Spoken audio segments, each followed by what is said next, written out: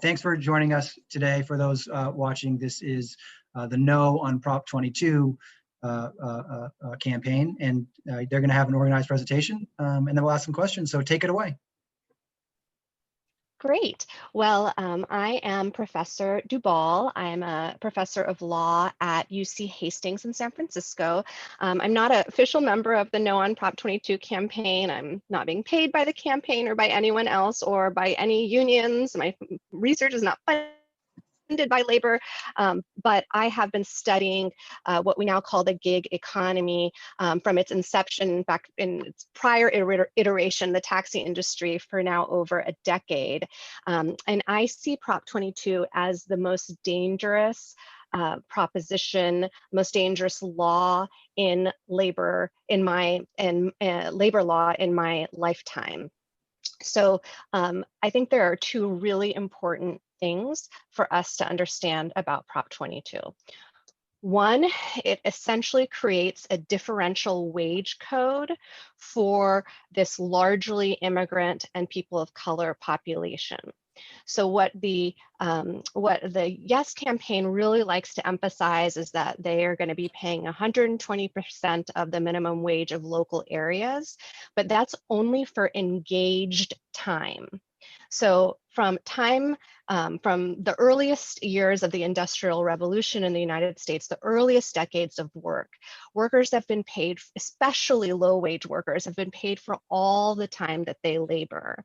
What this does is it shifts the risks associated with low demand onto workers. So for example, during the pandemic, when all of a sudden there was no demand, engaged time went down to like 30% for workers, which meant that they again would only be paid for that time when they had someone assigned to them and they were driving that person around. And so when wages were high and there was high demand, even during that time period, we estimate that workers under Prop 22 would make approximately $5.62 an hour, which is a far cry from the minimum wage, with no overtime protections.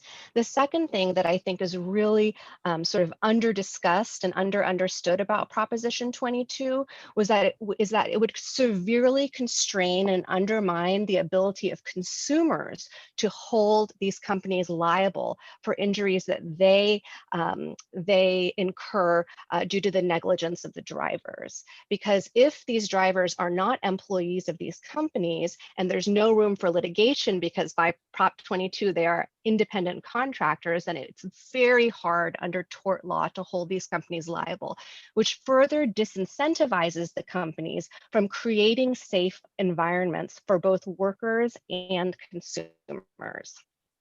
I want to emphasize also that these companies have been breaking the law, labor and employment laws in particular, since their inception. It is their business model. Well before the passage of AB 5, which is contested on many different levels for good reason, well before the passage of AB 5, different agencies in California had determined that workers were employees, Uber and Lyft drivers in particular were employees for purposes of California law. Since then, we've had decisions in the highest courts in Spain, in Switzerland, an appellate decision in the United Kingdom, the Supreme Court of Pennsylvania, Supreme Court of New York, all different manner of judicial bodies using another test, the common law test, to say that these workers are employees. So while AB 5 and the ABC test clarified their employment status, made it easier for state enforcers, state regulators to go after the companies, they have been violating employment and labor laws since their inception. The companies really would like to emphasize two things. They want to emphasize that employment status would take away driver flexibility and that it would take away driver jobs.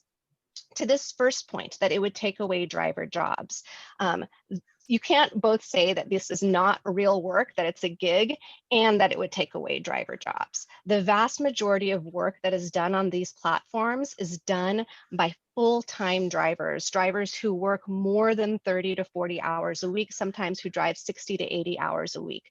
Their numbers on job loss are unsurprisingly,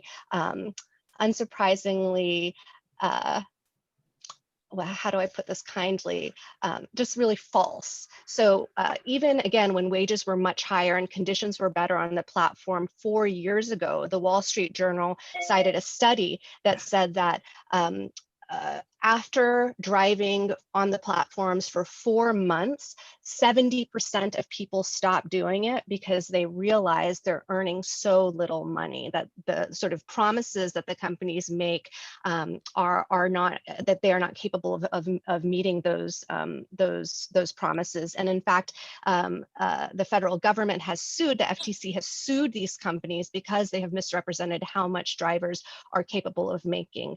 A study released yesterday by UC Berkeley economists suggested that the vast majority of drivers in California, of Uber and Lyft drivers in California right now, are making far less than the minimum wage. And so we're really talking about a worker population for whom employment and labor laws were written. Employment and labor laws were not written for me. You know, I make well above the minimum wage. I have security. I have stability in my job. They are not directed at me. They were written specifically for people who are on the margins of the workforce to prevent the kinds of exploitation that we see in this particular industry. As to flexibility, their numbers are also quite, and their sort of threats, I think, are quite sort of overstated. So two things on the issue of flexibility. One is that they rely entirely on workers who can only work during certain time periods. And so if they take away flexibility, they're also going to lose their driver market. Their labor market is going to crash. And so this threat about taking away flexibility is I think, just that, a threat. The other thing is that, unlike what the companies say, you can't just turn on your app and start earning. You can only turn on your app and start earning when there is demand. And so drivers tell me in my research that they actually only work when demand goes up. So they're already sort of locking themselves into shifts. They're working on Friday night, Saturday night, late in the evenings when people are going home. They're not working all the time. And I'll just end and pass it over to Ray to explain to you more of the details of the proposition, and say that, again, I think that this is one of the most dangerous, if not the most dangerous, labor laws that I've seen in my entire career, in so much as not only would it detrimentally impact the lives of hundreds of thousands of immigrant, low-wage, people of color, workers in California, I think that it would also have the potential to spread. So this is a $180 million campaign that is blatantly lying in their advertisements, which is apparently legal under the FPCC regulations. They've said in their YouTube videos that I myself have seen that drivers will make a minimum wage under this proposition, which is just not true. I've been in debates with their representatives when they've lied about who is supporting this proposition. So much of this campaign is based on misinformation, and the fact that they are able to engage in this way because they are so well funded. If this proposition passes, will send the message across industries that you can essentially buy laws in the state of California if you have enough money. And for me, that is a really dangerous message moving forward for the state of democracy in this state in particular. And I'll let Ray tell you more about some of the provisions in the proposition that are also incredibly anti-democratic. Just real quick, though, because you brought up direct democracy, that's been around for a century, so that's nothing new, right? That's right, but this is the most expensive campaign that we have had, proposition campaign that we've had in the state of California.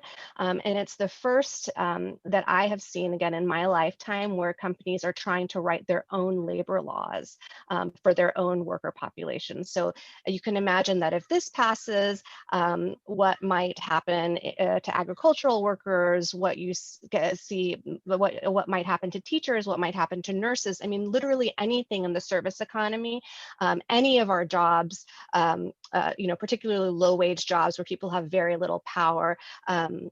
Any of our jobs could sort of be appified in this way. We can all become third category workers. And that's an important thing to note here. And thank you for mentioning this.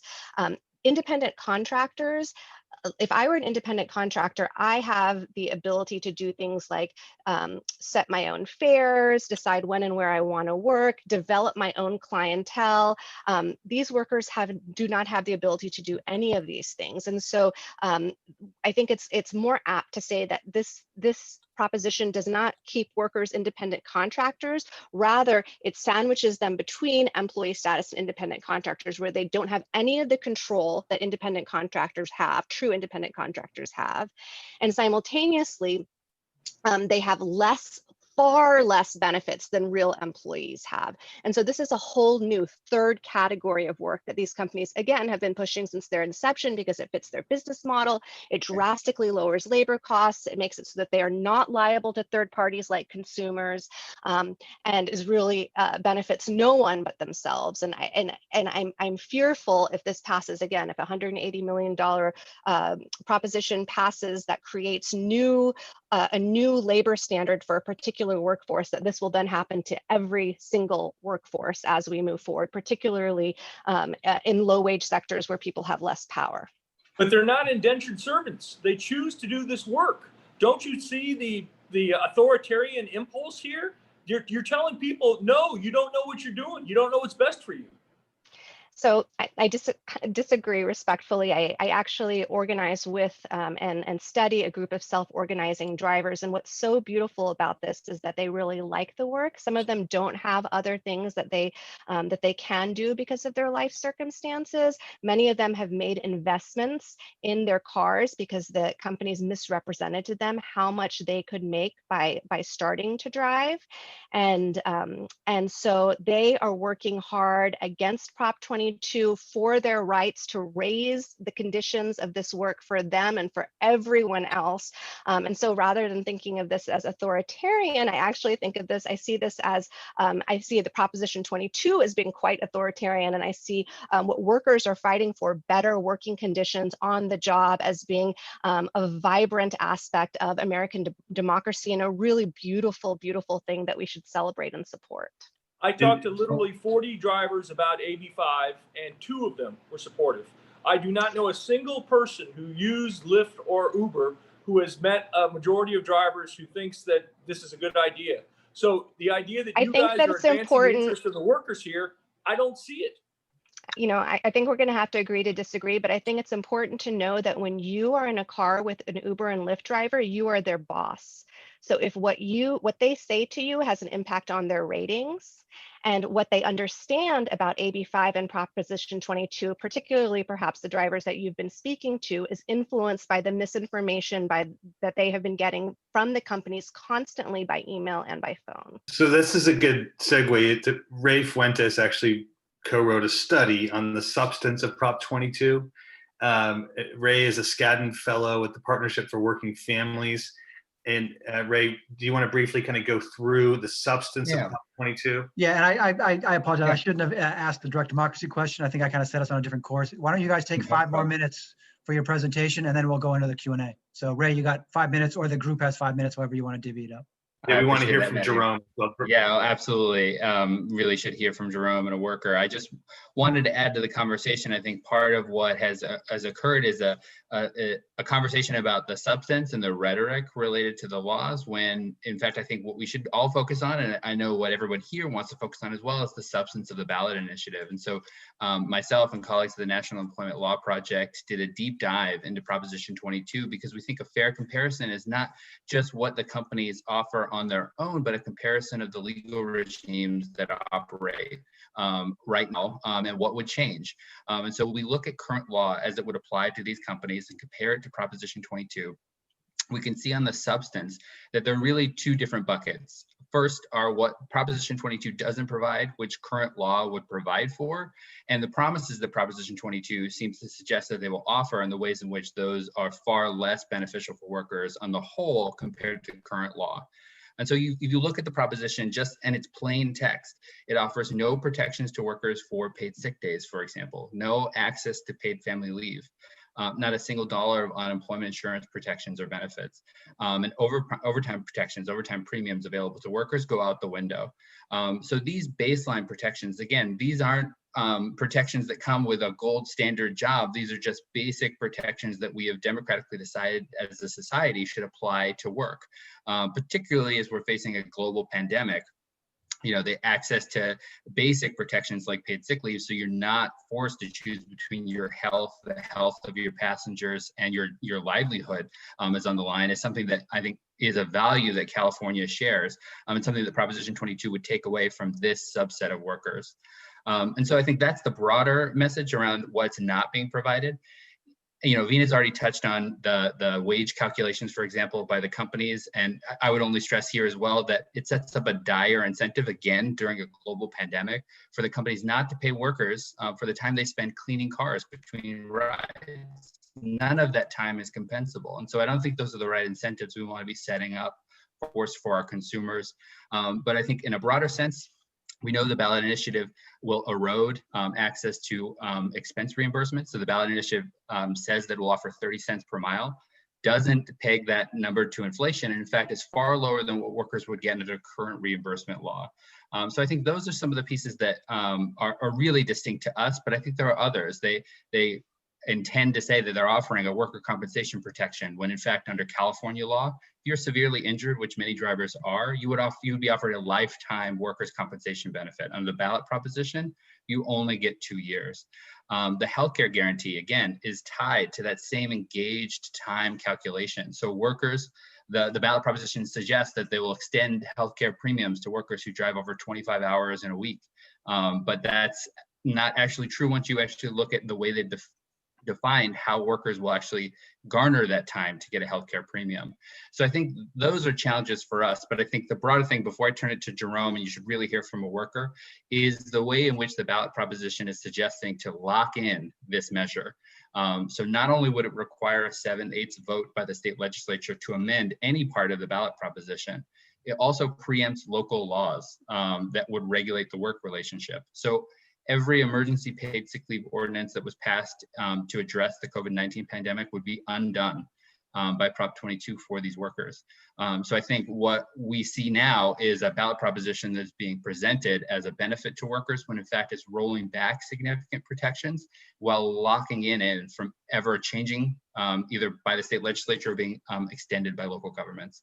But I'll pass it to Jerome just so you can hear some experiences from a driver specifically. Hello, everyone. My name is Jerome. Hello, everyone. My name is Jerome Gage. I'm a driver, and I've been a gig worker for around 5 years now. And I've done over 13,000 rides with Lyft alone. And I can tell you, like, I'm a hard worker. I work really, really hard. And ever since the beginning, I set a goal for myself to make $1,000 a week. But as the years have gone by, I noticed it took more and more and more time on the road to earn that amount. And that is because this whole time, Lyft and Uber have been slashing the rates and essentially moving the goalposts and making it more and more difficult for me to earn. But, you know, I'm a hard worker in that, you know, I can suffer through that. But it wasn't really until the pandemic hit that I realized how much I was being exploited.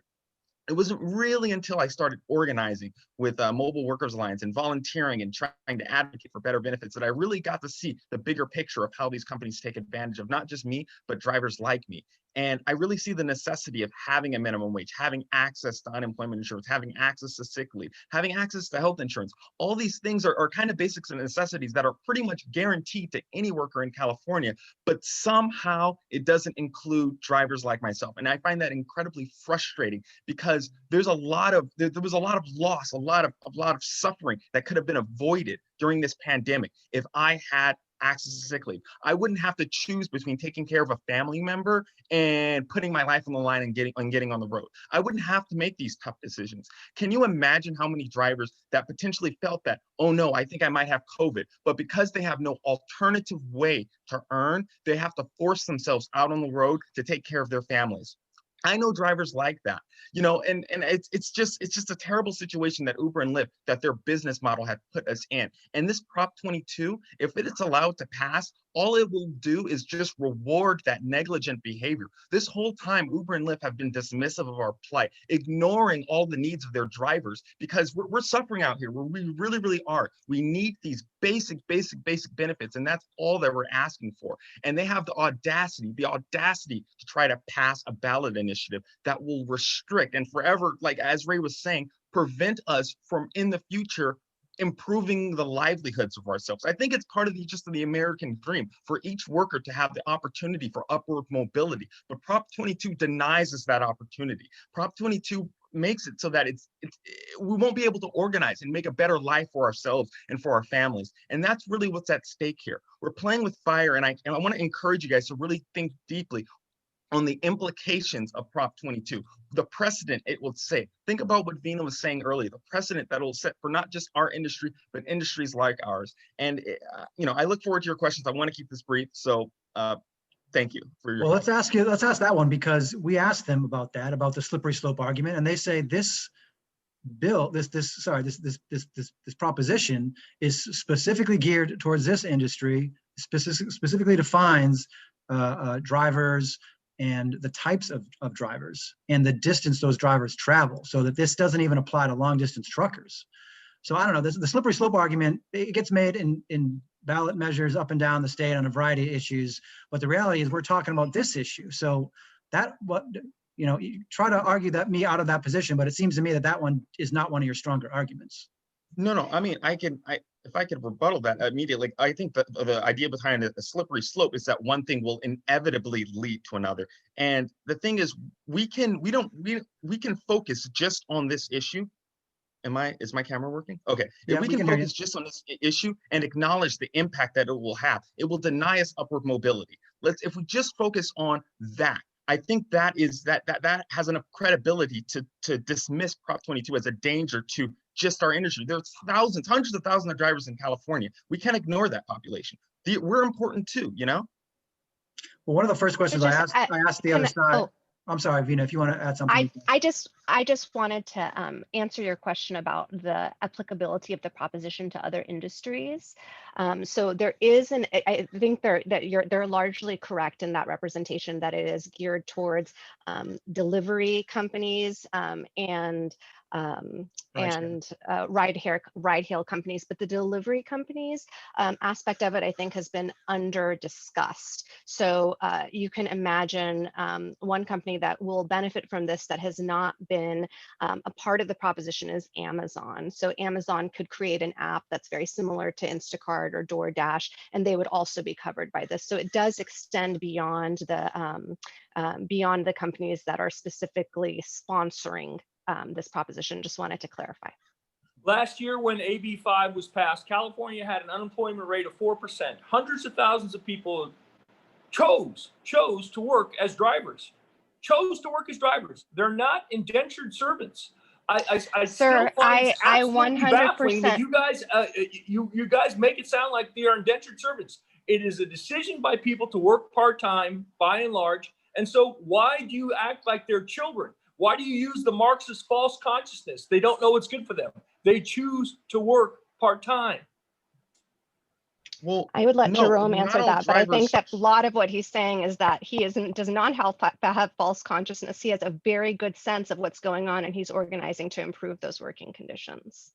Yeah, I organ that, and that's why, because as I understand it, I have the right to organize. I have the right to fight for better wages, the right to fight for better working conditions. And Prop 22 does deny us that opportunity. Don't you? Like, as Ray was saying, we need a 7/8 majority in order to even make any changes to the legislation. And it denies the ability on the local level for us to advocate, for our city officials to advocate to make changes to the law. So, I mean, you understand that this will deny us the opportunity to organize, which is a principle of democracy, isn't it?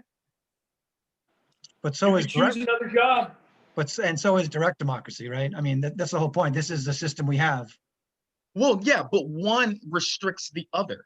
It's just completely one directional. Prop 22 restricts, our ability to organize, but our ability to organize does not restrict direct democracy. one is the aggressor here, But right? to Chris's point, there's a lot of jobs and job opportunities, maybe less now during the pandemic than we would all like, but Well, there okay, are I other think you're fields that engaging in you an can choose, argumentative right? fallacy now, aren't you? I mean, you're sort of bringing up an addition, a point that's unrelated to what we're talking about. I don't understand. So let me ask you this. This is the technology of the future. A lot of people choose to drive, such as yourself, Jerome. A lot of people choose to use it. I think we've all been in an Uber or a Lyft. You know, we've all ordered food to our house or something different. You know, why shouldn't that technology be allowed to thrive in ways that it is meeting you? It's already, this whole process, these industries have taken steps to improve your situations. There will be healthcare, there will be benefits. There weren't before. They tried to take it to the legislature and were told pound sand by a Democratic controlled legislature that did not want to meet them halfway. So, you know, So there's nothing. like they are, but my question, please, they are going through this process. They are granting some concessions or improvements depending on your point of view. You know, why should they be criticized for that? Why should a whole industry, the future of society, be crippled? Well, who are you asking the question to? Whoever wants to take it. I would just say, and I'll let Jerome and Vina and others, but I think it's important not to like confuse innovation with exploitation. And I will let, like Jerome has mentioned that before. I think it's an important point to make as we look to the future of our workforce. Yes, it's ever changing, but it does not mean that that exploitation of workers should be a part of their business model. So the cotton mill drastically transformed the Industrial Revolution, drastically transformed industry, but it also changed how people worked. It wasn't the mill itself, it wasn't the cotton mill itself that changed how people work. It was labor practices that changed how people work. And so what happened is that workers fought really hard and long and got things like a wage floor, they got overtime compensation, they got rid of child labor. Again, child labor and the cotton mill were not necessarily two things that went together. The technology that they're using predates Uber and Lyft. The taxi industry in San Francisco was using Cabulous 2 years before Uber and Lyft, but they didn't have the kind of capitalization that Uber and Lyft had. Again, we're not against the services. We think these are wonderful services that these companies should continue to provide, but that they should switch around how they're using their money to stop funding, to start sharing a greater slice of the pie with the drivers who create the value for the company. It is not the technology that gets you your food. It is not the technology that gets you from point A to point B. It is the drivers, and those people deserve basic rights, basic respect, the ability to work 12 hours a day and pay your rent. It is un-American to work 12 hours a day and not pay your rent. And you are right, sir, that people have the ability and the right to go to work at a different job, but there are many instances, not only because of the pandemic, but because of the company's misrepresentation, because of their lies in which people cannot do that. I have talked to many drivers who were advertised that they could make a certain amount of money a week, and then the companies and the companies facilitated predatory loans for which they have been fined by the FTC. And then based on those predatory loans, continue to have to make payments to the car companies, and sometimes have to work long and hard to even make those payments to the car companies. So there are situations in where it is literally indentured servitude. The other side, to your point about minimum wage and the hours that these drivers work, the other side said 80% of these are part-time drivers working less than 20 hours. Well, oh yeah, I would contest that number. I think it is a vast misrepresentation. And the key point here is that the most work performed on the apps are actually performed by full-time drivers. Yeah, how do you right. Do you guys have data or statistics to back that up that you can send us? I'm happy to send you. It's for their own statistics and independent statistics, but I'm happy to send you that information. Okay. Over 78%, I think, of the work done on the apps for Uber and Lyft are done by workers working more than full time. Yeah, but I think regardless of if a worker is full-time or part-time, that worker should still be entitled to a minimum wage. And this Prop 22, it redefines a minimum wage. It creates its own unique minimum wage just for them because it suits their needs. And I think it's frustrating. I mean, I think, doesn't it frustrate you that they had that they're just going to create their own rules? Like under the current Prop 22 guidelines, or the way they're paying their workers, I wouldn't get paid to sanitize the car after each ride, because they only pay you when you're driving to the customer and dropping off the passenger. But the time I spend sanitizing after every ride, the time I spend pumping gas, the time I spend driving to a destination that has demand, that has the demand that I'm trying to work for, I don't get paid for any of that time. And I think that goes against any person's basic understanding of how an employee should get paid and when it should an employee should get paid. Think about McDonald's workers. They sanitize the restaurant when customers go in and out, but they get paid for that time. You know what I mean? So I don't see, cleaning out the trash, cleaning the restaurant, why shouldn't I get paid for that time as well? Well, to carry that analogy further, Chris, can I just make a point? To carry that analogy further, I don't get paid when I go shoot shopping or buy a phone or a computer, all of which are essential for my job. You know what I mean? The Economic Policy Institute, which is a liberal think tank, in 2018 put out a study that said the average Uber driver works 17 hours a week, and almost all of them or the great majority of them, this is a second job. Why are you guys not seeing the one-size-fits-all problem here? The problems for people who work full-time are different from those who do this as a supplemental way to pay their way for their families to have things. So I just don't grasp how you cannot get the distinction. For people who this is a second job, the lack of benefits is not a problem.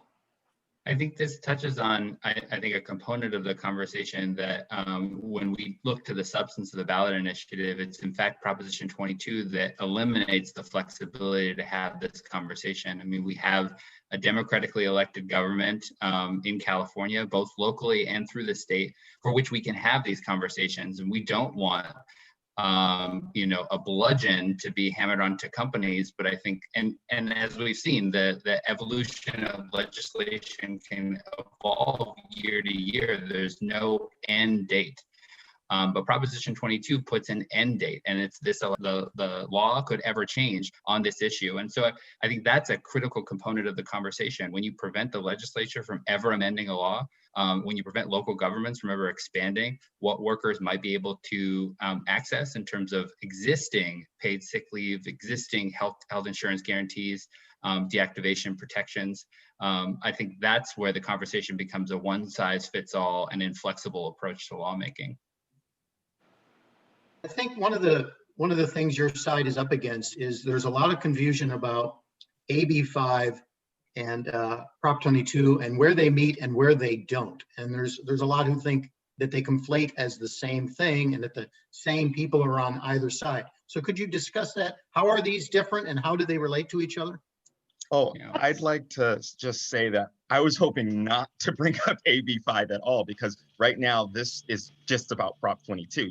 Right now we're trying to inform voters, vote no on Prop 22 because it harms a whole working class of people like myself. And if we start bringing up AB 5, wouldn't that confuse people even more? I mean, let's keep it on Prop 22. And I'll let Vina. Yeah, maybe I could just answer this question briefly. So this, as I said before, before AB 5, before the ABC test, before the Supreme Court passed dynamics, the test that we used in California was the Borrello test. So under the Borrello test, the Labor Commissioner and the EDD had found that these workers were employees under Borrello. And again, courts across the country and the world have found under different versions of the common law test that these workers are employees.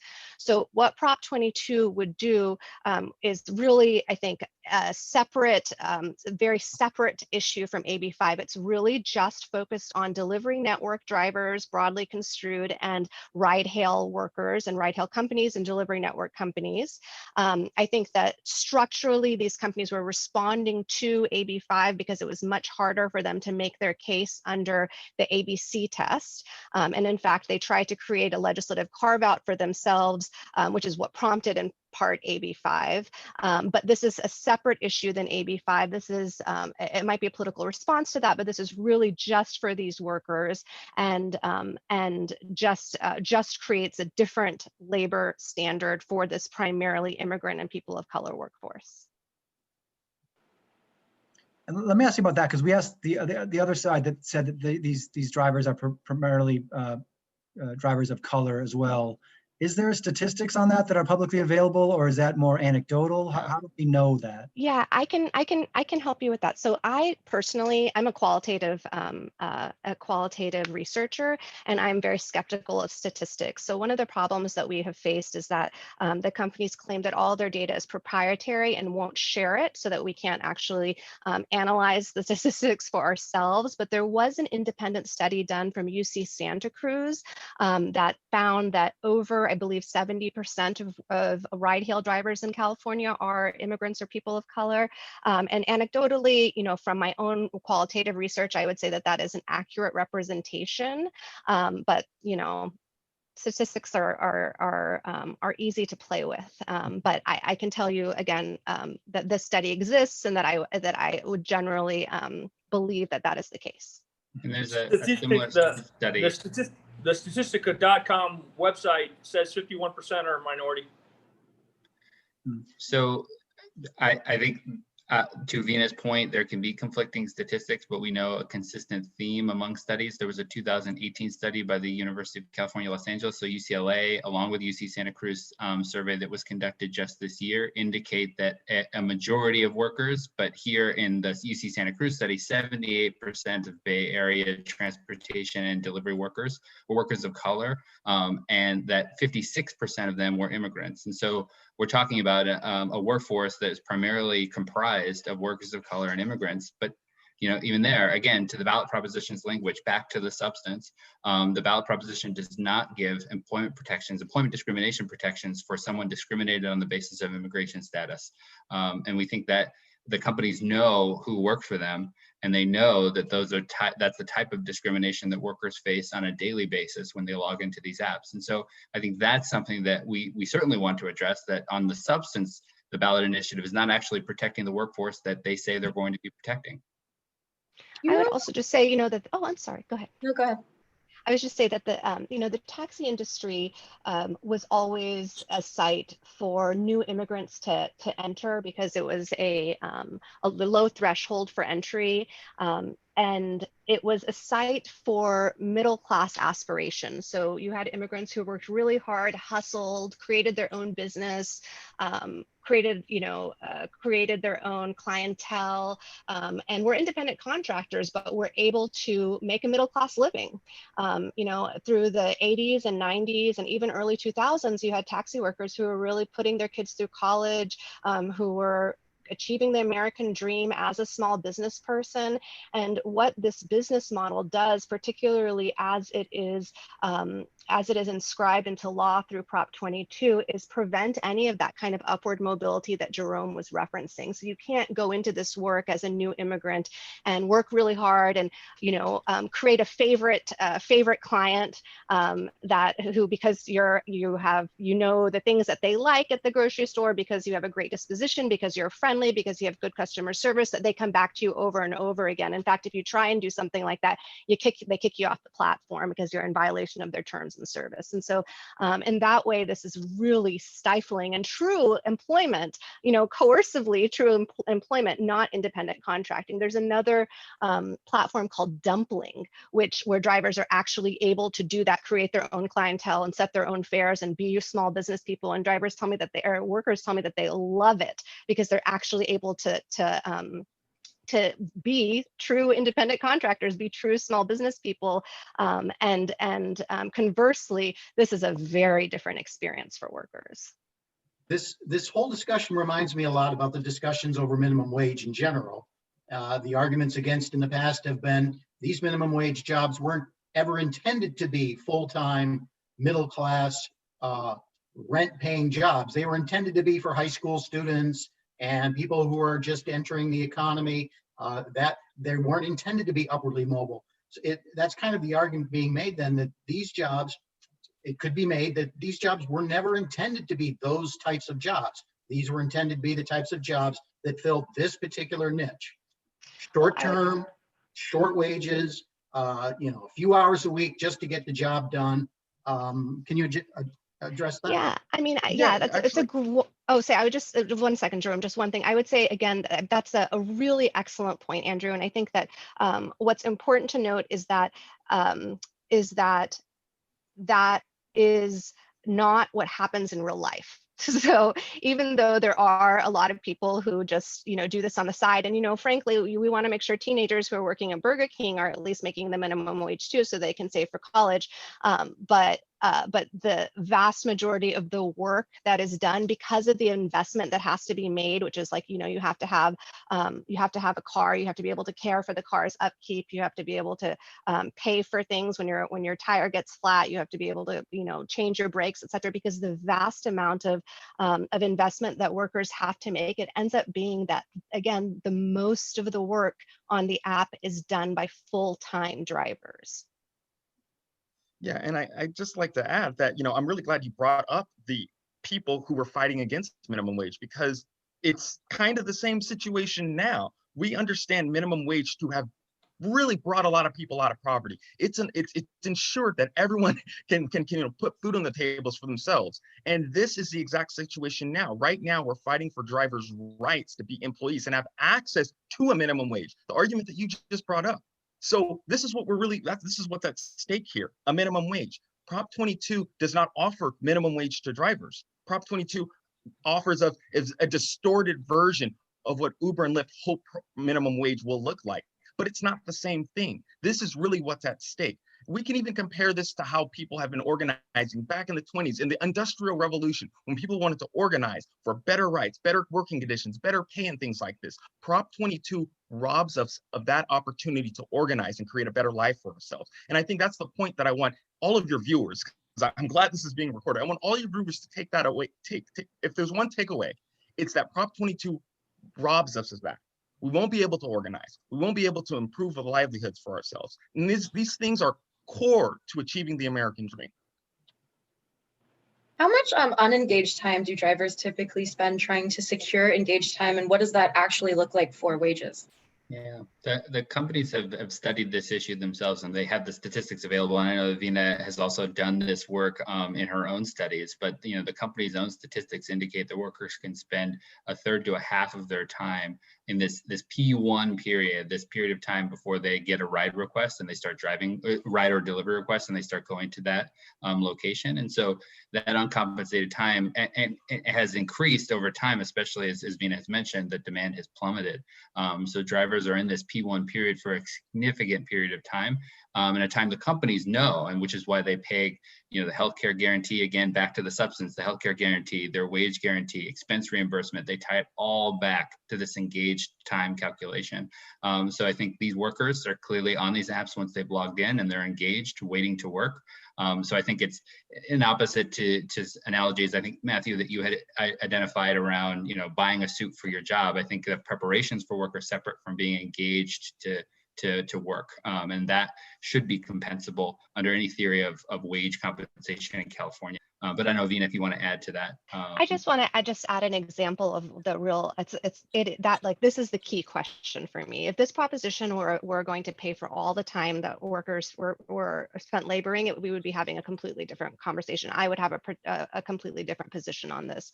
But for example, even pre-pandemic, when demand was really high, workers would have to work, I think, approximately 60 hours a week in order to qualify for any healthcare subsidies under the proposition. Right now, with low demand, workers would have to work something close to 70 to 80, maybe even 90 hours a week in order to qualify for their healthcare subsidies. And so whatever sort of benefits they say that they're providing, which is based on engaged time, is extremely, extremely limited to the people who are working these extraordinarily long hours. And I would just say, from a consumer standpoint, I don't want to be in a car with someone who's had to work 80 hours to eke out a living to get their health subsidies. I think that's the point of this, again, like putting my consumer hat for a second. This really troubles me. If I am abused by a driver, harassed by a driver, raped by a driver, and I find out that that driver has had these things happen, done the same things to other riders before, I want to be able to hold these companies accountable for their negligence. And this would essentially prevent me from doing that. And I also want to be in a car with someone who, like, if someone's in charge of my body, I want to ensure that that person isn't rushing to get from point A to point B because they are like desperate to make their car payment because they're making such poor wages. I want to make sure that person has some sick leave so that if they're contract COVID, they don't have to keep driving and pretend like they don't have it. Like I want to put my body in charge. I have someone in charge of my body who is a moderately paid person who has like basic access to healthcare and basic access to leave. I want that person to be in a good situation. And if they're not, I want to hold the companies liable for it, especially if they know. We've brought up the number of people who do this, and I'm curious, what is the churn rate on these jobs? And what is the length of the life of the people who do these jobs? Jerome, you said you've been doing it for what, 5 years? Yeah. I'm just curious what the average is. Can you repeat the question? I'm just curious what the average churn rate for the drivers are. You said you've been doing it for 5 years. I'm just wondering, the average person who starts driving, how long do they drive, and when do they? Oh, yeah. No, so I've been driving for about 5 years, but I told my sister to get on, and I also told a friend of mine. So I've had 2 friends of mine who also hopped on the app. My sister, she was only on the app for about a couple months. She drove long enough, and then to get like the starting bonus, and then she quit because she was just like, yeah, I don't like it. So I imagine in the statistics that Uber and Lyft provide you, like I'm really skeptical that they're going to add people like my sister who only drive it for a short period of time, and those people like her sort of distort all the hard work that a driver like me, a dedicated driver of 5 years, more than 5 years, that have really put into this ride to try to sort of carve out a place for myself. My other friend that I told to start driving Lyft, he's driven for both Uber and Lyft, and he's been doing it on and off. So you're going to find a variety of different types of drivers who drive in a variety of different types of predicaments. But the people who do the lion's share of the work, most of the drivers who commit the most to the company and have the most to lose are the full-time drivers like myself, drivers that have put in 60 hours a week during the rough patches. And I like this job. I'm an extrovert. I really want to do this for the rest of my life. But under these conditions, I don't see it as being sustainable. That's why I want the ability to organize and improve my working conditions. And Prop 22 denies me that. Andrew, I think this is such a key question because I think it points to how misrepresentative their numbers are. So an independent study, again, that was published in the Wall Street Journal in 2016, when wages were much higher, when drivers were happy, drivers like Jerome were happy, said that 70% of drivers quit after 4 months. And so the ones that you have left are mostly the full-time drivers who are doing the vast majority of the work. And so when you have these statistics that say, oh, we're going to lose 900,000 jobs in California, it would be really interesting to ask them, like, are you including people who have not worked in the past year? Are you including people who haven't worked in 5 years? Are you including people that work 10 hours, in the entire year? Like, who are you talking about when you're saying this?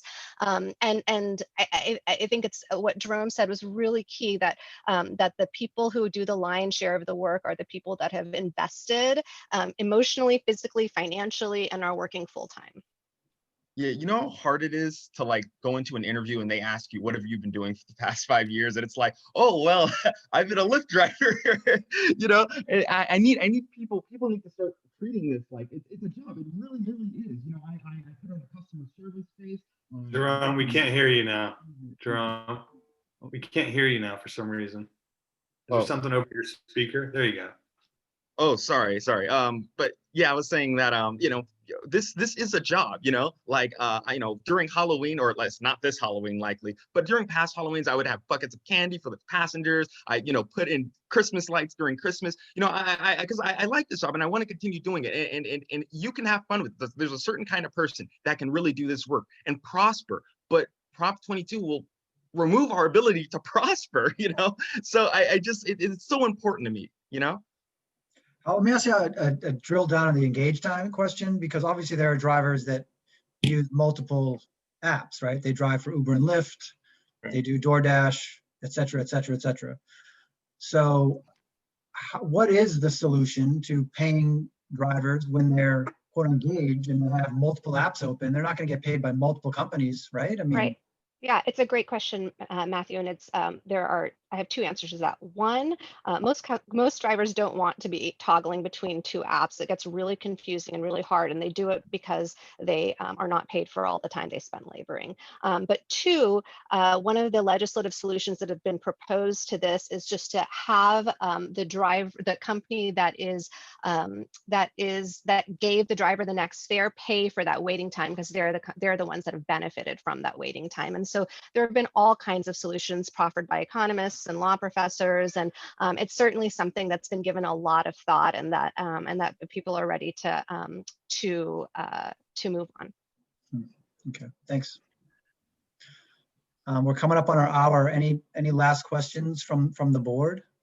I would just like to ask Jerome, what are you going to do if this proposition is passed? Oh, so I will cry for 2 days, and then I'm gonna, I don't know. You know, I just, I know what I won't be able to do. I'm not going to be able to, you know, appeal to my local officials to help me out. I won't be able to appeal to, you know, local legislators and ask them, you know, give me some kind of help, because they will be powerless to do so. What I guess I'll have to do is I'll have to continue organizing. I'll have to continue sort of working, you know, and communicate to the general public that this needs to change. Hopefully social pressure will make these companies, you know, improve wages for themselves, you know, improve wages for their drivers. But it's a nightmare scenario, and I try not to think about it, but it's really gonna, you know what, worst case scenario, it's gonna force me out of this industry. You know, I think, I hate to say it, but like Lyft will have lost one of their best drivers, because this is not a sustainable future for myself, you know. And I don't want to make myself a martyr, but like I put a lot of work into this. You know, I'm a good driver, you know, I committed a lot, but sometimes you know, I don't want to say I'm going to give up, but it's a depressing future for sure, and something I try not to think about it. Thank you.